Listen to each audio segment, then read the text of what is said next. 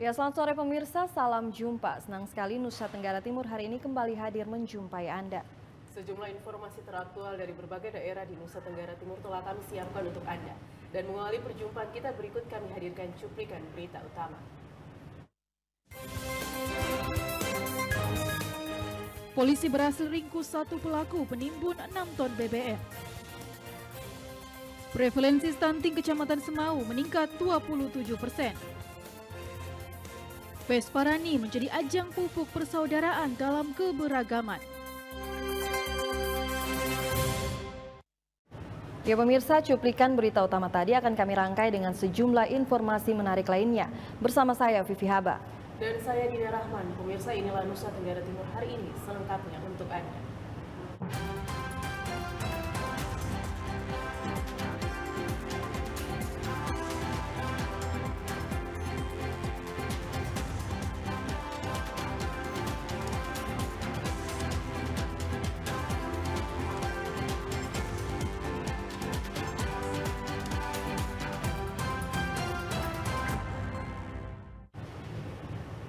Mengawali berita pertama dari Kota Kupang, pemirsa.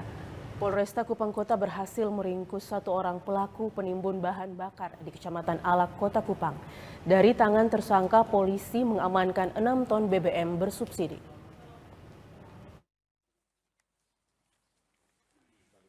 Berdasarkan informasi dari masyarakat terkait dugaan penimbunan BBM jenis solar di Kelurahan Alak, Kecamatan Alak, Kota Kupang, Kapolresta Kupang Kota Kombes Pol Risian Krisna Budiaswanto melakukan penyelidikan. Setelah mengetahui kebenaran informasi tersebut, pihaknya langsung melakukan penggeledahan. Dari hasil penggeledahan ditemukan sejumlah tandon, drum, dan jerigen berisi solar. Pemilik BBM dengan inisial AA alias MAT langsung diamankan dan dibawa bersama 6 ton BBM ke Mapolresta Kupang Kota. Modus operandi yang digunakan tersangka adalah dengan membeli solar di beberapa SPBU menggunakan jerigen, kemudian diangkut menggunakan mobil pick-up. Dari hasil pemeriksaan, pelaku penimbunan BBM ini sudah beroperasi sejak tahun 2019. Saat ini tersangka ditahan di sel Polresta Kupang Kota untuk menjalani pemeriksaan lebih lanjut. Modusnya yang bersangkutan ini membeli BBM di SPBU, ya, di beberapa SPBU di sekitar Alak itu dengan menggunakan jerigen berukuran kurang lebih sekitar 30 literan, ya. Kemudian itu dilakukan berulang. Nah, kemudian solar tersebut dikumpulkan dan kemudian selanjutnya dijual ke kapal. Ke kapal-kapal nelayan atau kapal-kapal penyeberangan? Ke kapal-kapal nelayan. Atas perbuatannya tersangka AA diganjar dengan pasal 55 Undang-Undang Nomor 22 Tahun 2001 tentang minyak dan gas bumi dengan ancaman hukuman 6 tahun penjara dan denda maksimal 60 miliar rupiah. Dari Kota Kupang, Nyongki Malelak, TVRI NTT. Ya pemirsa, terkait harga BBM yang ditetapkan pemerintah pusat, Bupati ND Jafar Ahmad akan berkoordinasi dengan tenaga teknis terkait dampak kenaikan harga BBM.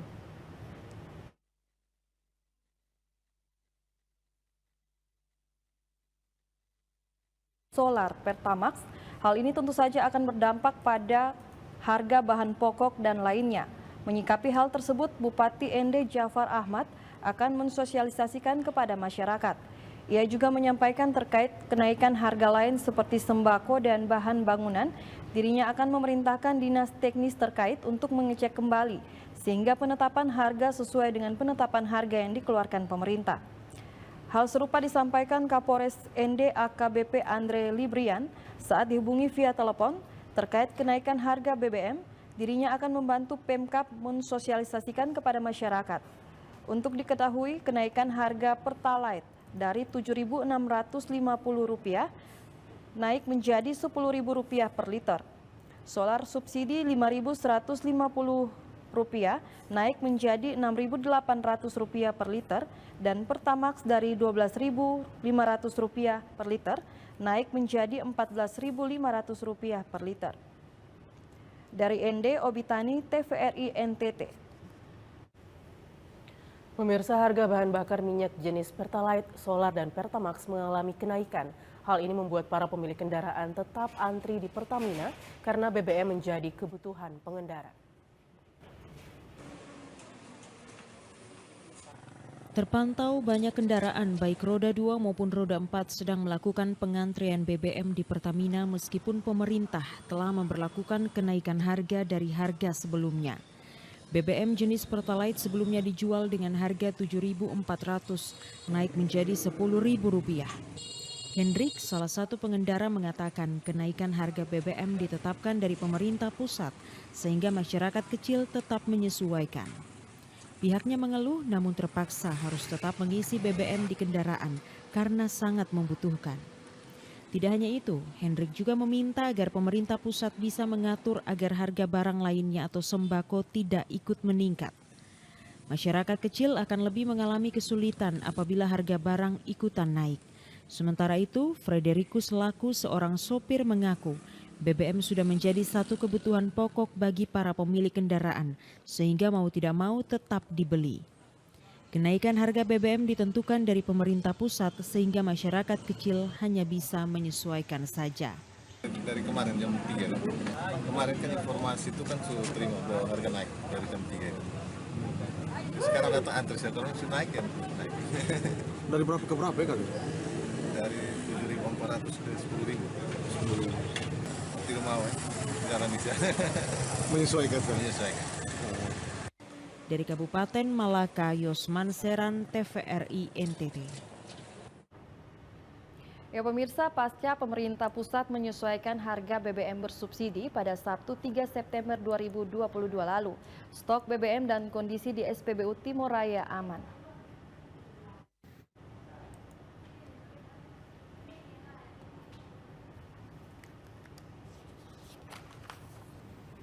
Beginilah kondisi terkini di dua SPBU yakni SPBU 17 Tanah Merah dan SPBU Oibelo di Timur Raya Kabupaten Kupang. Pasca pemerintah pusat menyesuaikan harga subsidi BBM. Penyesuaian tersebut dilakukan pada Sabtu 3 September 2022 pukul 15.30 WITA. Nampak tidak ada antrian yang berarti di kedua SPBU tersebut. Stok dari kedua pom bensin tersebut juga cukup. Berdasarkan informasi yang dihimpun TVRI NTT, kendati pada hari Minggu 4 September 2022 tidak ada pengantaran dari Pertamina, tetapi hingga Senin 5 September 2022, stok BBM yang disiapkan kedua SPBU yang terbilang banyak dikunjungi konsumen setiap hari juga cukup. Karena tercatat SPBU 17 Tanah Merah menyediakan stok jenis Pertalite 14,906 kiloliter, BBM jenis Pertamax 700 kiloliter, dan BBM jenis Biosolar 16,43 kiloliter. Sedangkan untuk SPBU Oibelo, stok BBM jenis Pertalite 25,205 kiloliter, BBM jenis Pertamax 9,325 kiloliter, dan BBM jenis Biosolar 20,842 kiloliter. Pemerintah menyesuaikan harga BBM bersubsidi Pertalite dari Rp7.650 per liter menjadi Rp10.000 per liter. Kemudian solar bersubsidi dari Rp5.150 per liter menjadi Rp6.800 per liter. Dan Pertamax non subsidi dari Rp12.500 per liter menjadi Rp14.500 per liter. Penyesuaian harga BBM bersubsidi tersebut kemudian berlaku sejak Sabtu 3 September 2022 pukul 14.30 waktu Indonesia Barat atau 15.30 waktu Indonesia Tengah. Dari Kabupaten Kupang, Krispoto, TVRI NTT. Pemirsa, terkait isu kelangkaan bahan bakar minyak khususnya jenis solar Pertalite bersubsidi untuk masyarakat di Flores Timur, pemerintah daerah menjamin ketersediaan atau stok BBM bersubsidi aman dan terjamin untuk masyarakat hingga akhir tahun 2022.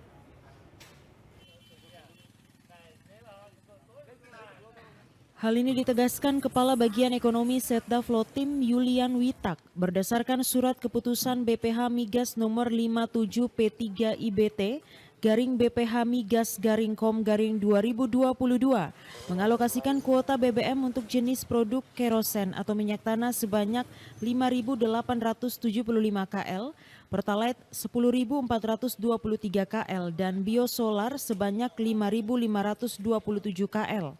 Realisasi hingga Juni 2022 tercatat minyak tanah sebanyak 2.930 KL, Pertalite 6.302 KL dan biosolar sebanyak 2.743 KL.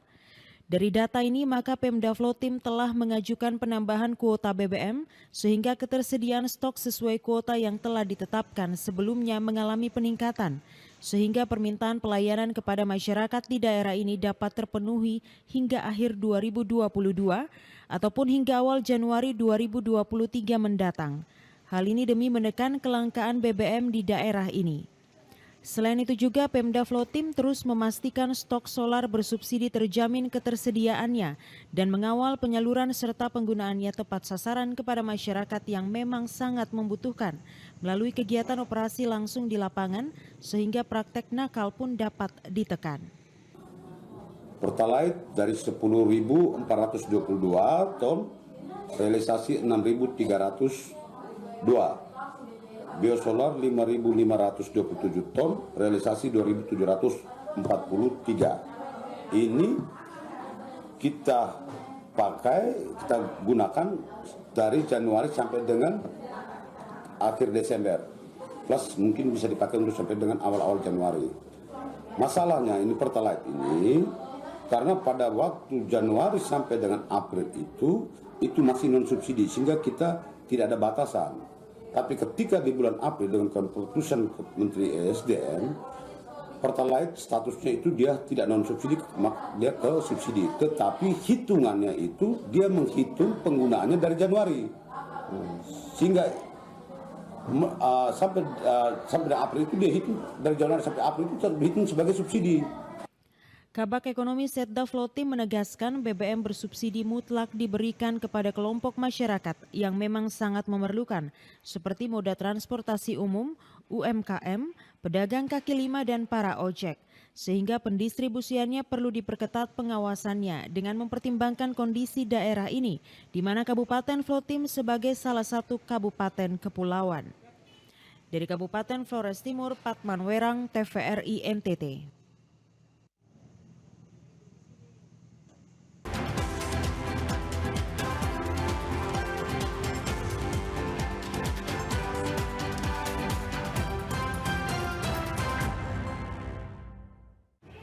Pemirsa, terima kasih Anda masih bersama kami di Nusa Tenggara Timur hari ini. Ya, kita ke informasi selanjutnya pemirsa.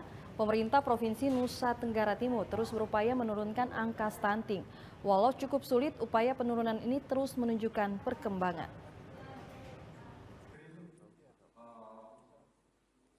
Pemerintah Provinsi Nusa Tenggara Timur menggelar Forum Tujuan Pembangunan Berkelanjutan di Kabupaten Timur Tengah Selatan.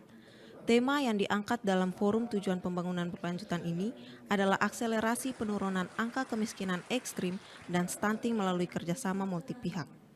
Gubernur Nusa Tenggara Timur yang diwakili oleh PLT Kepala Bapelitbangda Nusa Tenggara Timur, Johanna Lisapali, mengatakan angka stunting secara umum di Provinsi Nusa Tenggara Timur sejak 3 tahun terakhir mengalami penurunan.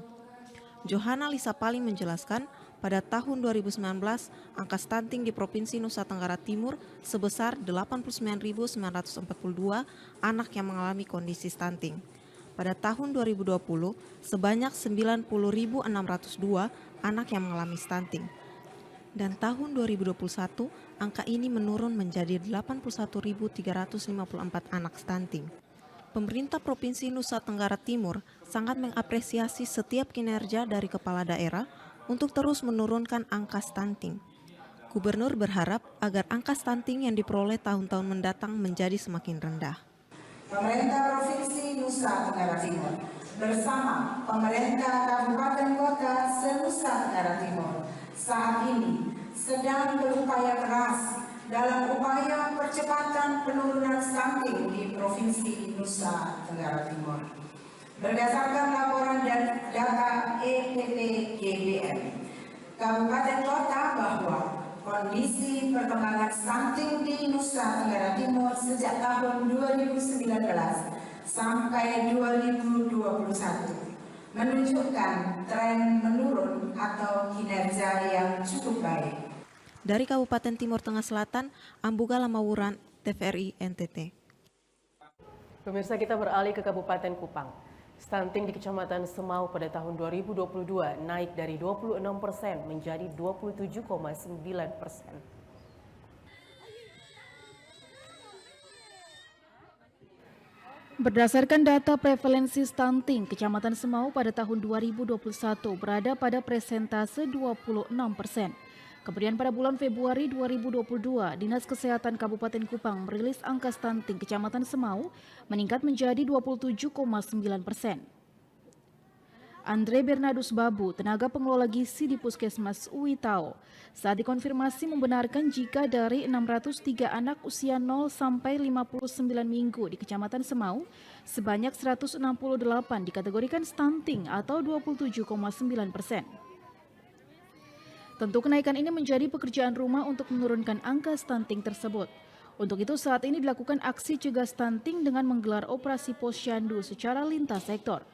Dalam hal ini semua stakeholder di Kecamatan Semau melakukan operasi penimbangan balita, pengukuran tinggi atau panjang balita, pengukuran lila, pemberian vitamin A terutama pada bulan Agustus. Selain itu juga dilakukan sosialisasi kepada orang tua bayi balita tentang kebiasaan hidup sehat dan bersih hingga kebiasaan mengkonsumsi ikan. Karena mengingat sebagian besar masyarakat Kecamatan Semau berada di pesisir. Kegiatan ini rutin dilakukan setiap bulan di 8 desa di Kecamatan Semau, mulai dari awal bulan sampai akhir bulan sesuai jadwal posyandu. Dalam aksi pencegahan stunting di Semau ini, setiap lintas sektor mengambil perannya masing-masing. Ia menambahkan dalam aksi ini setiap lintas sektor lebih berperan pada memberikan edukasi kepada masyarakat tentang bagaimana membiasakan diri untuk hidup bersih dan sehat, juga bagaimana memanfaatkan potensi yang ada di sekitar untuk meningkatkan gizi anak atau balita dan memberikan makanan tambahan. Untuk stunting sendiri, kita tahu bahwa di Kecamatan Semau ini dia meningkat dari tahun sebelumnya, tahun 2021, di mana tahun 2021 itu presentasi stunting itu hanya 26%. Tetapi di tahun 2022, data Februari 2022 itu dia sudah naik menjadi 27,9%. Dari 603 anak, ternyata yang kita temukan bahwa yang stunting itu ada 168. Ia berharap dan optimis aksi yang sejauh ini dilakukan dari Februari 2022 sudah menunjukkan keberhasilan dan upaya ini akan terus dilakukan untuk menurunkan angka stunting sesuai target dari pemerintah yakni 14% pada tahun 2024 mendatang. Dari Kabupaten Kupang, Kris Poto, TVRI NTT. Ya, sementara itu pemirsa, Polresta Kupang Kota gencar memberikan pelayanan vaksinasi bagi masyarakat Kota Kupang. Kali ini vaksinasi dikolaborasi dengan kegiatan ngopi bareng di Taman Kelapa Lima Kupang.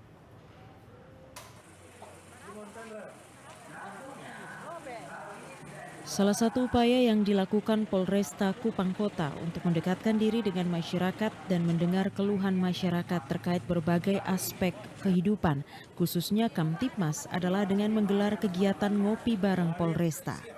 Ngopi merupakan akronim dari ngobrol pinggiran. Kegiatan tersebut dikolaborasikan dengan pelayanan vaksinasi. Warga yang belum mendapatkan pelayanan vaksinasi berbondong-bondong mengambil bagian dalam pelayanan vaksinasi tersebut. Pelayanan vaksinasi dilakukan di dalam mobil senyum milik Polresta Kupang Kota. Kapolresta Kupang Kota Kombes Pol Risian Krisna Budiaswanto berkomitmen untuk menggelar kegiatan ngopi bareng Polresta di taman-taman kota setiap akhir pekan, sambil memberikan pelayanan vaksinasi bagi masyarakat. Momentum ini tidak kita sia-siakan, jadi ngobrol pinggiran kita menyerap informasi, kemudian keluhan masyarakat, pengaduan masyarakat, kritik masyarakat, saran masyarakat. Kita juga siapkan vaksinasi ya dengan mobil senyum kita ini. Di situ tempatnya nyaman, sehingga masyarakat juga bisa yang siang tidak bisa melakukan vaksinasi, malam ini bisa. Termasuk di sana kita lihat perpanjangan SIM. Ini kita semuanya untuk memberikan pelayanan masyarakat lebih cepat. Rianeta, salah satu warga yang mengikuti vaksinasi, mengapresiasi upaya Polresta Kupang Kota untuk terus memberikan pelayanan vaksinasi bagi warga. Menurutnya, kegiatan ini sangat membantu, apalagi dengan adanya syarat perjalanan yang mewajibkan semua pelaku perjalanan sudah harus menerima vaksin booster. Mudahkan masyarakat ya, dengan adanya fasilitas yang dikasih begini kan tidak perlu lagi harus ke puskesmas atau ke rumah sakit.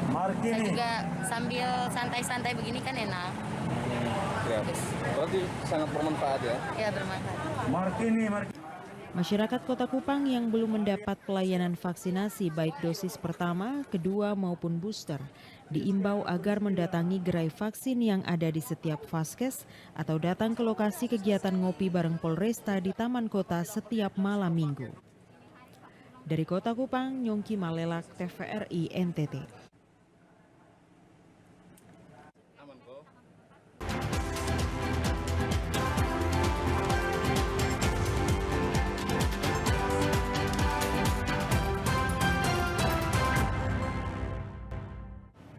Terima kasih Anda masih bersama kami di Nusa Tenggara Timur hari ini. Ya pemirsa, kita beralih ke berita selanjutnya. Sebanyak 67 anak di Kabupaten Lembata menerima beasiswa. Beasiswa ini akan mereka terima dari kelas 3 SD hingga lulus SMA.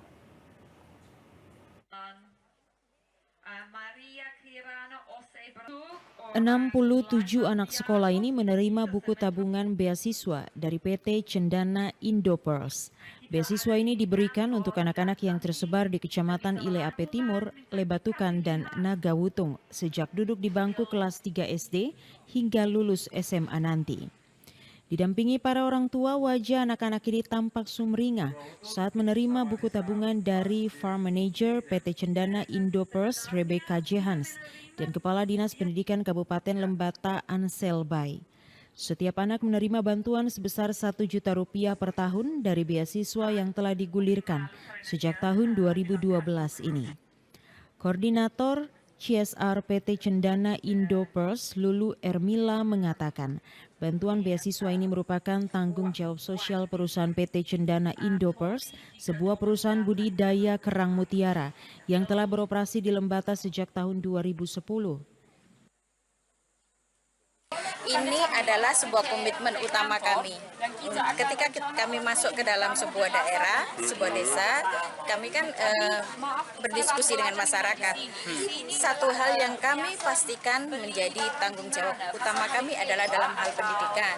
Dan untuk meningkatkan pendidikan pastinya dengan memberikan beasiswa kepada anak-anak sekolah dan sebagainya. Dan itu memang kami mulai dari SD kelas 3, baru kemudian dilanjut ke SMP dan SMA. Sangat membantu orang tua untuk mengurangi beban kehidupan ekonomi keluarga, khususnya pengeluaran sebagai akibat dari anaknya menuntut ilmu. Sangat banyak gitu. Karena tadi itu real 1 juta dipakai khusus untuk kepentingan pendidikan, tidak boleh pakai untuk beli makanan pun tidak boleh. Apalagi sepatu orang tua, pakaian orang tua, semuanya khusus untuk dunia pendidikan. Mereka kontrol.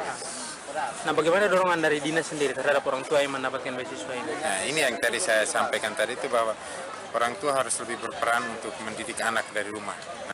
Selain beasiswa, PT Cendana Indopers juga membuka kelas bahasa Inggris Mutiara Kids untuk anak-anak secara gratis.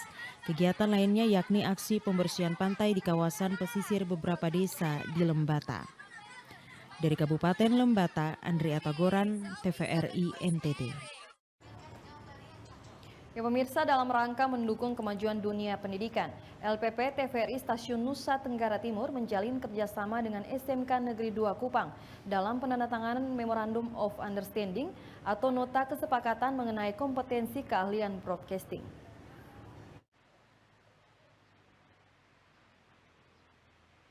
Upaya meningkatkan kualitas dunia pendidikan perlu terus digencarkan demi mencetak output peserta didik yang mampu memenuhi kompetensi dunia industri. Hal ini bertujuan untuk menyiapkan peserta didik dalam menghadapi persaingan dunia kerja.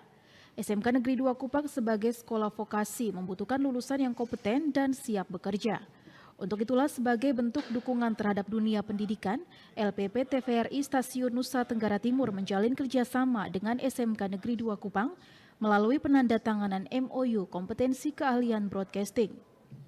Kepala Sekolah SMK Negeri 2 Kupang WLM Agustinus Kana mengatakan, SMK Negeri 2 Kupang sebagai SMK pusat keunggulan di Nusa Tenggara Timur telah melakukan berbagai kegiatan dan saat ini yang sedang dilaksanakan adalah penyelarasan kurikulum dan penyusunan bahan ajar berbasis Project Based Learning serta melakukan kerjasama dengan dunia usaha industri yaitu LPP TVRI Stasiun Nusa Tenggara Timur.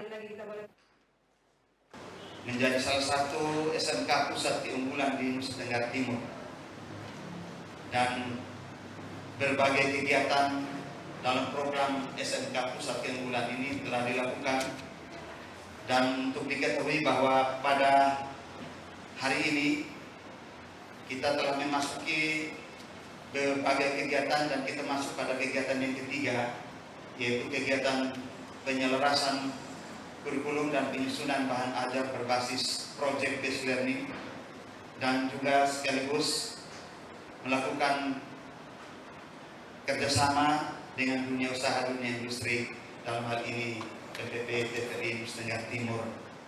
Sementara itu, Kepala Stasiun LPP TVRI Nusa Tenggara Timur, Asmet Setiabudi Takalumang, dalam sambutannya mengatakan, TVRI terus mendukung kemajuan pendidikan di Indonesia dan Provinsi Nusa Tenggara Timur, khususnya pada bidang penyiaran. Diharapkan melalui kerjasama ini dapat memberi manfaat positif bagi peserta didik, sekolah, orang tua, maupun pemerintah. Penyiaran TVRI sangat berbahagia, sangat bersyukur bisa mau kerjasama dengan dunia pendidikan, khususnya SMK Negeri 2 Kupang, khususnya di bidang penyiaran. Karena memang tugas kami melayani penyiaran, Pak. Tugas kami itu intinya ya.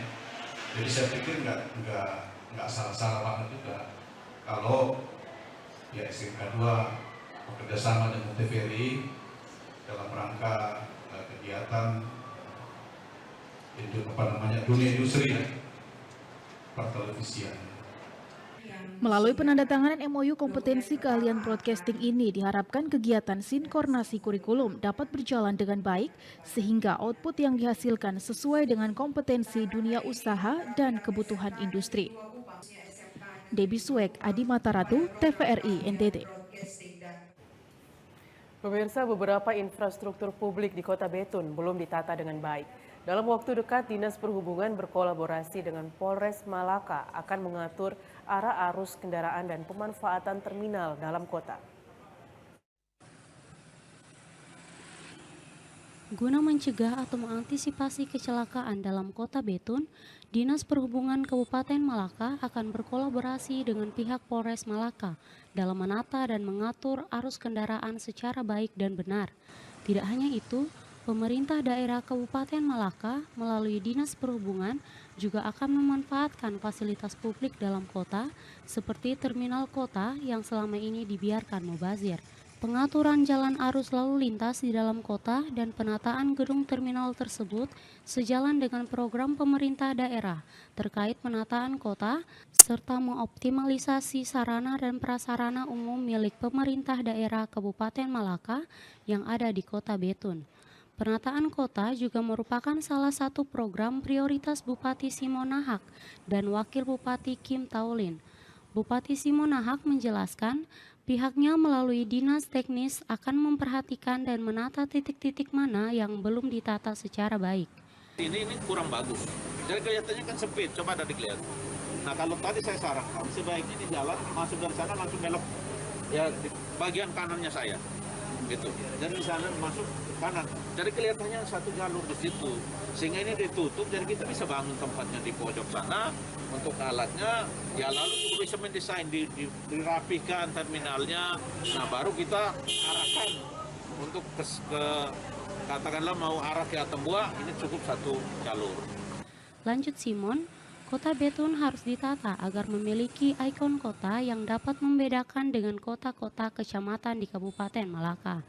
Dalam Kota Betun ditata baik dan diatur dengan rapi sehingga ada nilai seni di dalamnya. Semua rencana dan pelaksanaan terbentur anggaran, namun pihaknya akan berusaha untuk tetap melaksanakannya. Yosman Seran, TVRI NTT. Pemirsa, Pilkades serentak yang direncanakan tanggal 7 November 2022 diharapkan dapat melahirkan pemimpin desa yang berkualitas sehingga mampu memberikan kemajuan bagi desa.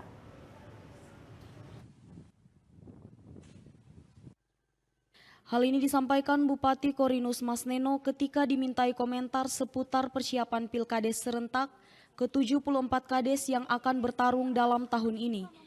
Orang nomor 1 di Kabupaten Kupang ini sangat berharap seluruh proses berjalan dengan lancar sehingga dalam pesta demokrasi di desa tentunya menghasilkan pemimpin yang berkualitas yang menjawab harapan masyarakat.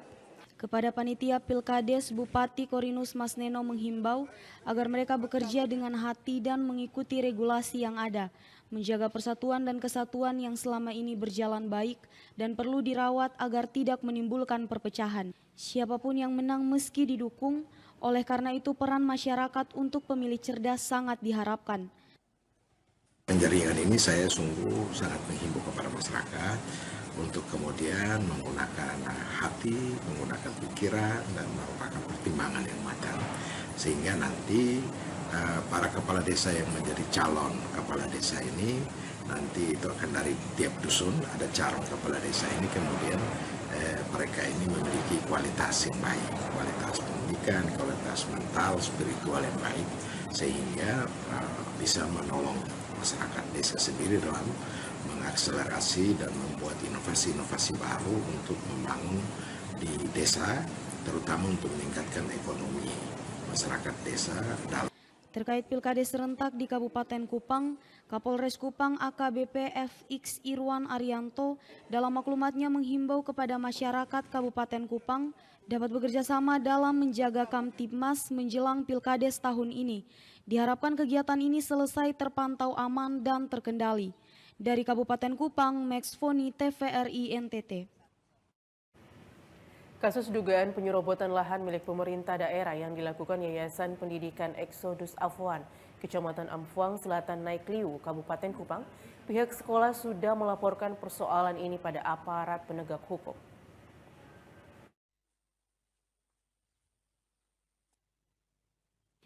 Atas informasi tersebut, pemerintah Kabupaten Kupang dalam hal ini Kadis Pedanka Kabupaten Kupang sudah memanggil pihak sekolah. Dari keterangan yang didapat membenarkan lahan aset Pemda saat ini telah dibangun sebuah yayasan Exodus Afwan dan telah mendirikan SMP Teologi Kristen. Kadis Immanuel Buan mengaku sangat kesal atas tindakan sepihak yang dilakukan Yayasan Afwan dengan serta-merta berani membangun sekolah negeri atau sekolah swasta dan tidak pernah berkoordinasi dengan dinas pendidikan. Tindakan konyol mereka tidak menghargai pemerintah yang ada di wilayah ini. Kadis Pedanka Immanuel Buan dengan tegas mengatakan sekolah yang dibangun Yayasan Afwan merupakan sekolah liar, harus ditindak tegas. Harus dihentikan aktivitasnya sehingga tidak mengorbankan anak didik yang ada di daerah tersebut. Secara terpisah, Kepala SDN Afwan Oscar Bawisila mengaku persoalan dugaan pencaplokan aset Pemda yang dilakukan Yayasan Afwan sudah disampaikan pada pemerintah Kabupaten Kupang. Dalam hal ini Dinas Pedanka selaku penanggung jawab pendidikan dan Badan Pengelolaan Keuangan dan Aset Daerah. Pihaknya juga sudah secara resmi melaporkan ke Polres Kupang. Terkait dengan yayasan yang diduga mencaplok tanah Pemda yang ada di SD Afwan, Kecamatan Afwan Utara itu, kepala sekolah sudah kita panggil dan datang. Bahkan masalah itu telah dari pihak sekolah telah melaporkan kepada yang berwajib untuk segera menyelesaikan itu. Ya saya sesalkan kok yayasan itu mau membangun sekolah negeri ataupun sekolah swasta apapun harus seizin kita. Tanpa izin dia bisa buka sekolah. Nanti siswanya itu mau dikemanakan? Dia masuk dapodik yang mana? Itu berarti dianggap itu sekolah liar. Sekolah liar. Karena ada Informasi terakhir yang sempat dihimpun, Yayasan Afwan sejak beroperasi di wilayah Kabupaten Kupang belum melaporkan diri kepada kantor Kesbampol Kabupaten Kupang. Dari Kabupaten Kupang, Max Foni, TVRI NTT. Ya pemirsa, diduga mengalami remblong, sebuah mini truk bermuatan barang sembako terbalik di tikungan Jalan Nasional Ruteng, Labuan Bajo. Sopir mengalami luka parah, sementara satu orang lainnya mengalami luka ringan.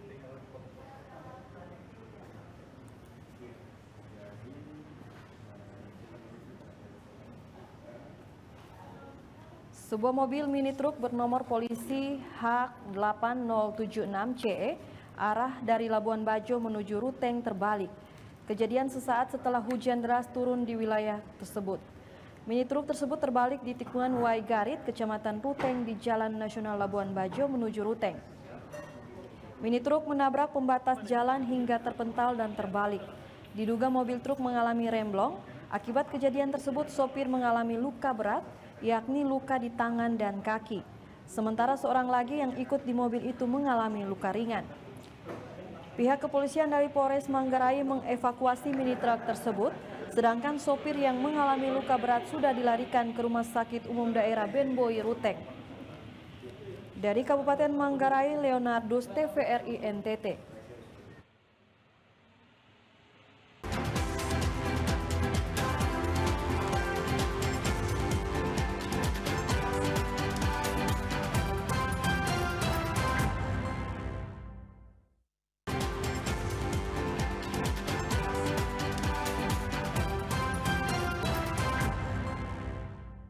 Ya, terima kasih Anda masih bersama kami di Nusa Tenggara Timur hari ini. Pemirsa, kita beralih ke berita selanjutnya. Kehadiran sosok iman Katolik di tengah masyarakat, khususnya dalam pelayanan rohani kepada umat Katolik, sangat dibutuhkan untuk menanamkan nilai kekristenan dan cinta akan kedamaian serta persaudaraan. Inilah suasana perayaan Pesta Perak Imamat, 25 tahun pengabdian sebagai imam Katolik dari Romo Rovinus Netowuli, seorang imam projo yang membaktikan dirinya bagi pelayanan iman prajurit TNI Polri yang beragama Katolik. Perayaan Ekaristi Kudus berbalut nuansa adat Bajawa memberikan kesan yang mendalam bahwa iman Katolik harus mampu berpadu dengan adat budaya setempat untuk memuji dan memuliakan Allah, Sang Pencipta yang agung. Perayaan yang dihadiri keluarga serta undangan dan umat berjalan dengan kusuk diiringi tarian dan nyanyian yang merdu oleh siswa SMA Katolik Regina Pacis Bajawa. Di hadapan umat yang hadir dan disaksikan juga oleh rekan imam lainnya, Romo Rovinus Netowuli memperbaharui ikrar janji setianya sebagai hamba Allah dalam pelayanan seumur hidupnya sebagai imam Katolik yang taat terhadap Allah dan segala tradisi Katolik yang kudus. Kehadiran sosok imam Katolik di ruang lingkup TNI Polri merupakan gambaran akan pengabdian tanpa batas bagi bangsa dan negara serta menjaga keutuhan NKRI secara nyata dan rela berkorban bagi kemuliaan nilai kemanusiaan tanpa pamrih. Wakil Gubernur Nusa Tenggara Timur Joseph Naisoi menjelaskan bahwa imam Katolik merupakan manusia pilihan Allah yang mampu menjalankan tugas dan perutusannya secara sadar dan ikhlas, serta membantu pemerintah dan masyarakat untuk mensukseskan program pemerintah agar Indonesia bisa pulih lebih cepat dan bangkit lebih kuat. Harus ada kolaborasi antara imam dan masyarakat. Dengan 25 tahun itu merupakan langkah pertama kesuksesan dari seorang imam, seorang biarawan. Tidak gampang seorang melakukan kegiatan yang mati ragam dan kemudian melakukan pengabdiannya selama 25 tahun. Jabatan pastor selama 25 tahun itu tidak semua orang bisa sampai ke sana.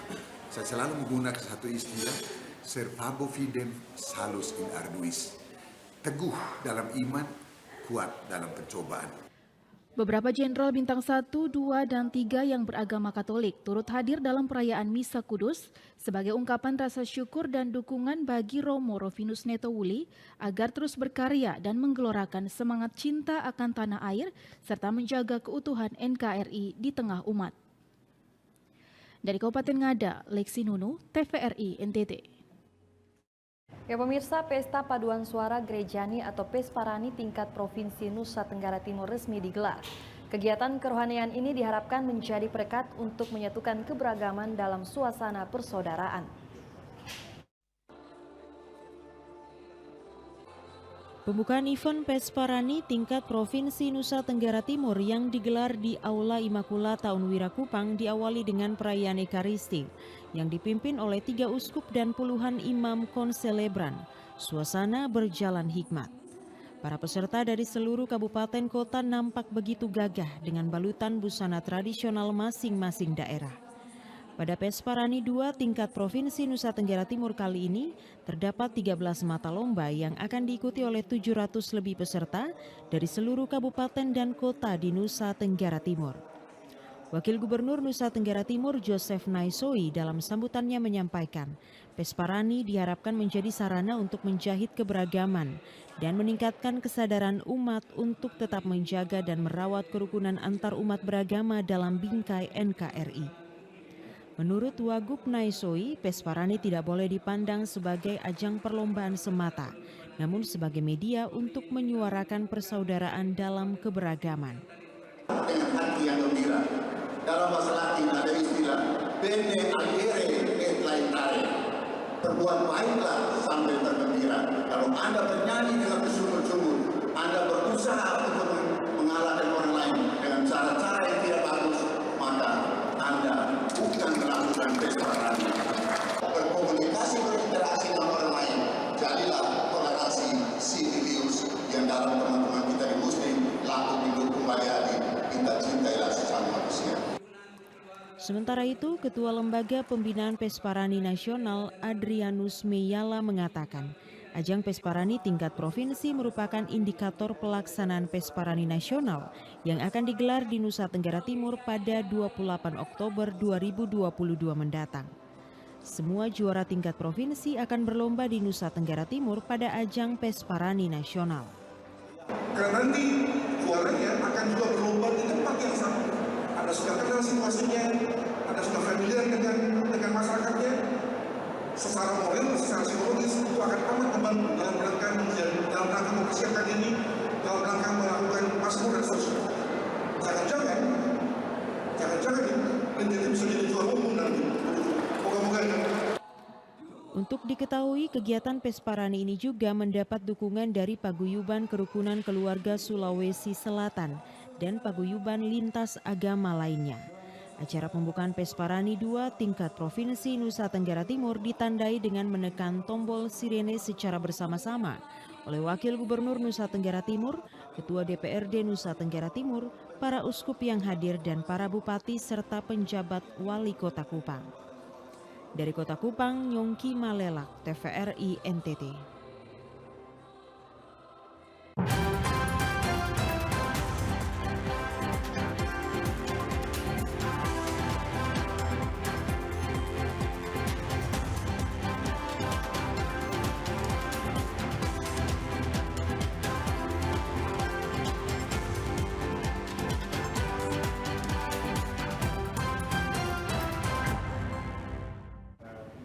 Ya pemirsa, informasi tadi sekaligus mengakhiri perjumpaan kita hari ini. Kami kembali mengajak Anda untuk terus mentaati protokol kesehatan guna mencegah penyebaran COVID-19. Dan pemirsa, mari beralih ke TV digital untuk kualitas yang lebih baik.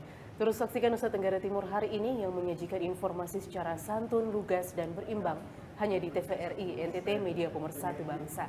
Akhir kata saya Dina Rahman. Ya, dan saya Vivi Haba. Mewakili seluruh kerabat kerja yang bertugas mengucapkan terima kasih atas kebersamaan Anda. Selamat petang dan sampai jumpa.